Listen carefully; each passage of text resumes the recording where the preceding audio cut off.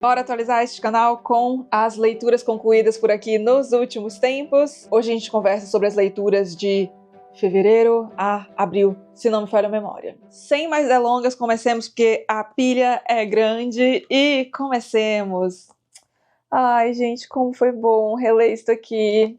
Aqui, estes tijolinhos são Guerra e Paz, de Lev Tolstói, o meu escritor favorito da vida. Ai, que saudade de ler este homem, meu Deus!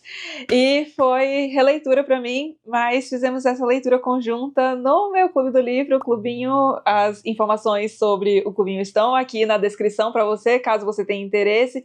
E foram 4 meses na companhia de Senhor Tolstói, sim. Lemos de janeiro a abril, que livro maravilhoso, ser degustado com a calma que merece, porque afinal de contas, né, 4 meses era mais garantido de caber na rotina de praticamente todo mundo participando da leitura, e foi maravilhoso. O livro foi praticamente unanimidade. Na verdade, eu digo praticamente só por questão de segurança, porque eu não lembro de ter visto alguém dizendo que não gostou do livro. Mas o que temos então em Guerra e Paz? Em Guerra e Paz, nós acompanhamos um determinado núcleo de personagens dos anos de 1805 a 1820, e entre esse período, entre esses anos, tivemos algo muito importante para a história, que foram as invasões napoleônicas da Rússia.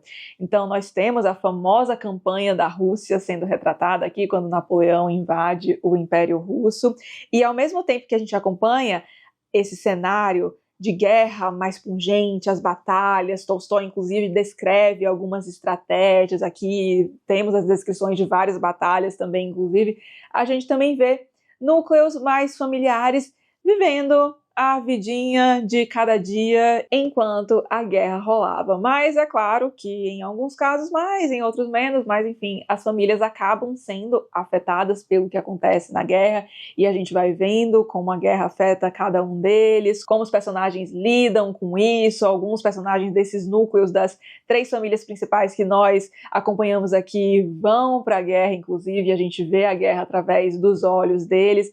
É muito difícil definir este livro, porque em teoria é um romance, mas nossa, tem tanta coisa aqui. Um narrador muito perspicaz que fala muito sobre o fazer histórico, e a freguesia do canal sabe como eu amo esse tipo de temática, quando o livro fala sobre quem conta a história e como isso impacta a história com H maiúsculo no geral. Ai, incrível. É daqueles livros que você lê e entende por que sobreviveu ao teste do tempo. Com certeza voltarei aqui outras vezes. Só que, como eu comentei com o pessoal da leitura conjunta, da primeira vez que eu li tudo e agora nesta releitura, eu li o livro integralmente. Em uma futura releitura, eu acho que eu vou pular algumas partes, porque acho que Tolstói acaba sendo bastante repetitivo, principalmente no segundo tomo, e o segundo epílogo, convenhamos, né, gente? Apesar de ser interessante, podia ter sido diluído ali no meio do livro, né? Acaba ficando um negócio meio broxante, porque você espera ver alguma coisa dos personagens e não encontra. Pessoal do clubinho que eu diga, então não sei se farei uma releitura integral, não, provavelmente não, mas com certeza voltarei a este livro muitas outras vezes ao longo da vida, assim espero. E este não é meu livro favorito de Tolstói, esse posto continua sendo do meu amado, também lido e relido, Ana Karenina. Acho que também colocaria à frente de Guerra e Paz, talvez Felicidade Conjugal, é a minha novela favorita do Tolstói, eu acho muito redondinha.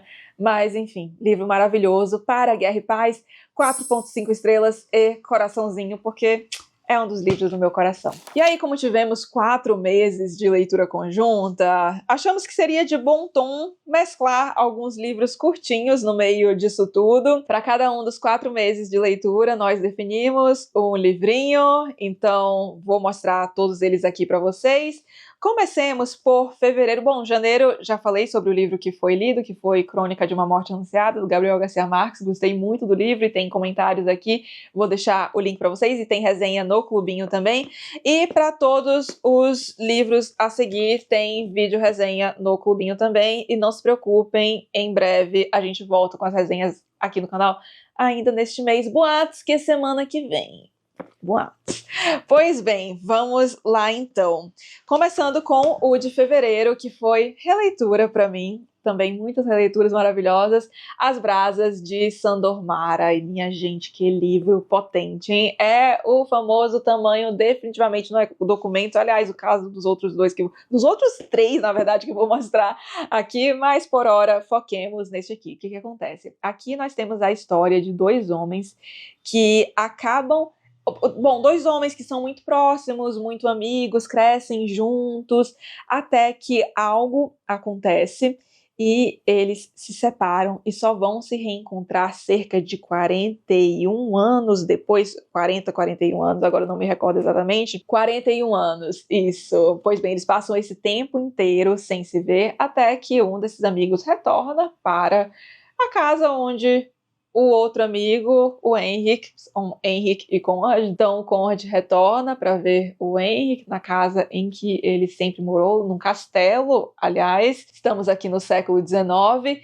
E nesse encontro, o Henrik vê a chance de finalmente tirar a limpo o que teria acontecido naquele dia. Então vocês imaginem o bafafá aí, né? Porque eram dois amigos super próximos que acabam se separando assim repentinamente, ficam um tempão sem se falar. Isso aqui, nossa, é daquele livro que você tem vontade de ler em uma sentada, porque a escrita é belíssima.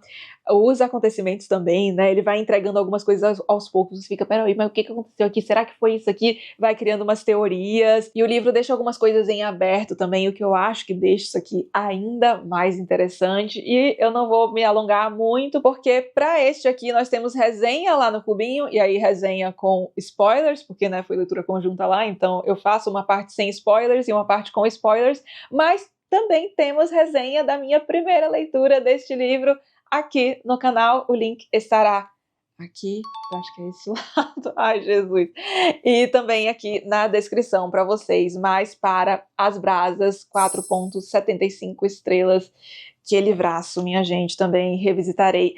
Na primeira resenha que eu fiz deste livro, eu disse que eu tinha certeza que esse seria um livro que cresceria com o tempo, e é isso aí, gente, envelhece que nem vinho, muito bom. Aí, em março, para o meu projeto Só Garotas, que é um mês em que eu escolho livros de diversas categorias de autoras, somente autoras mulheres, para ler, tivemos um como leitura conjunta, e que foi o da categoria romance, que é o Atos Humanos, da Han Kang.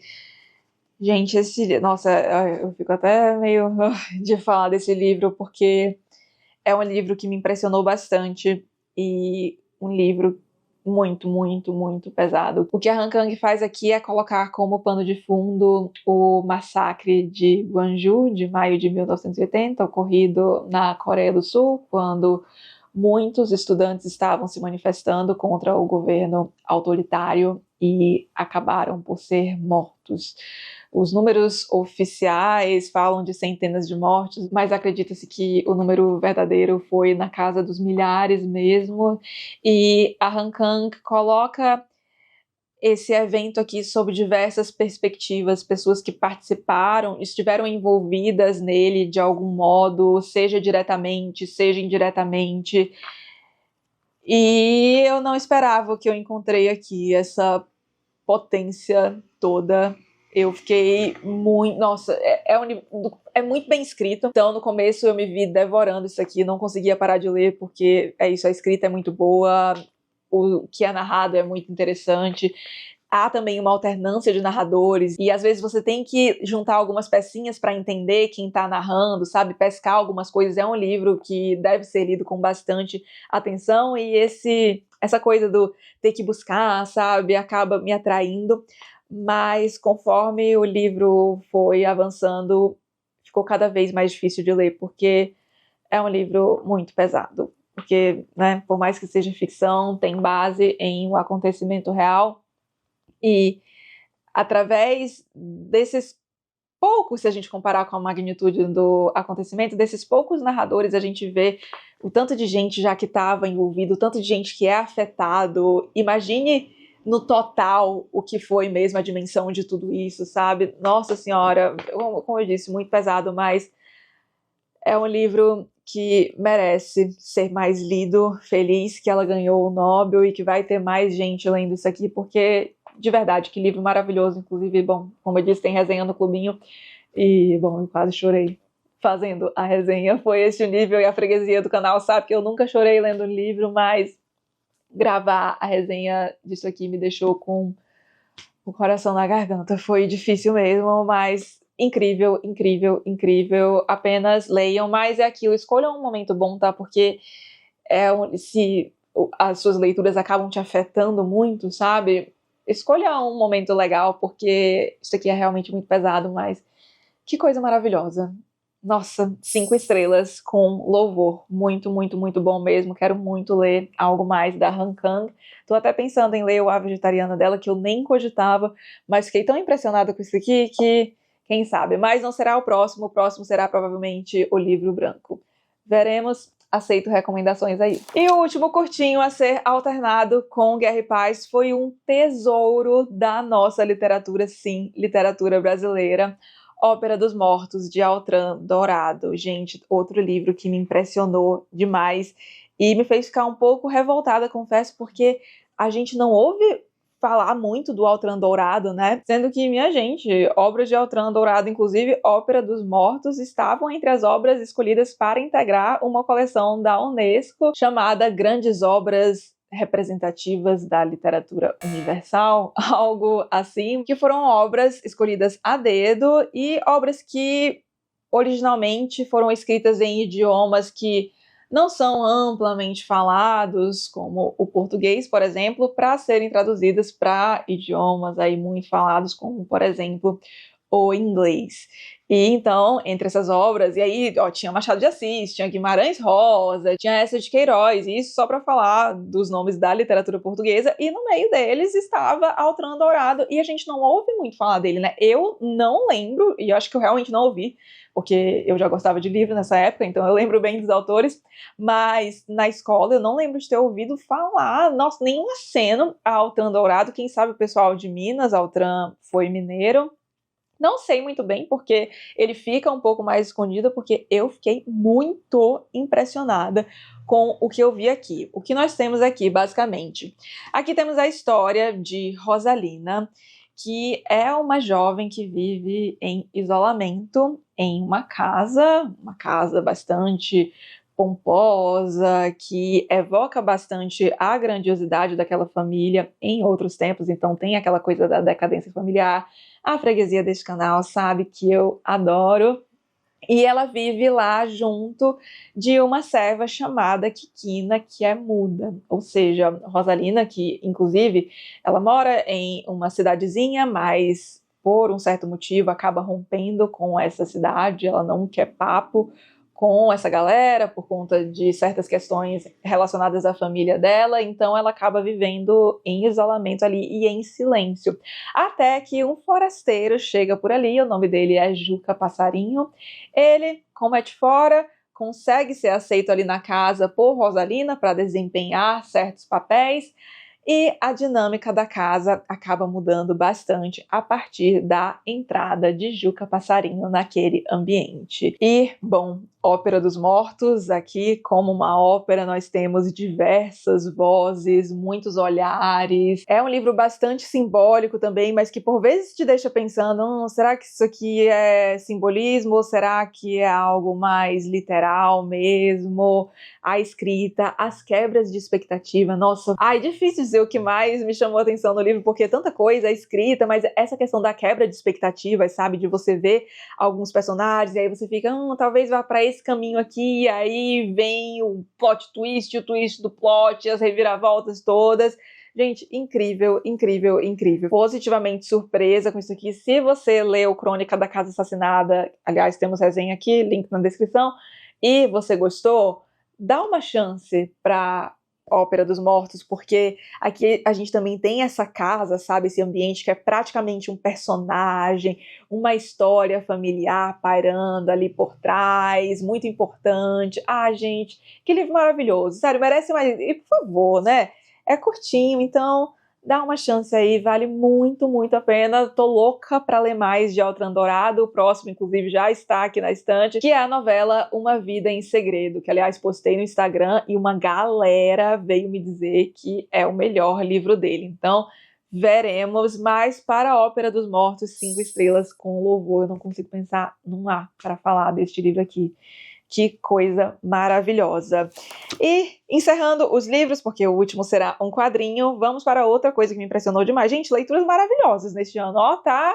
Agora falo de Passagem, da Nella Larsen. Mais um livro curtinho que prova que tamanho não é documento.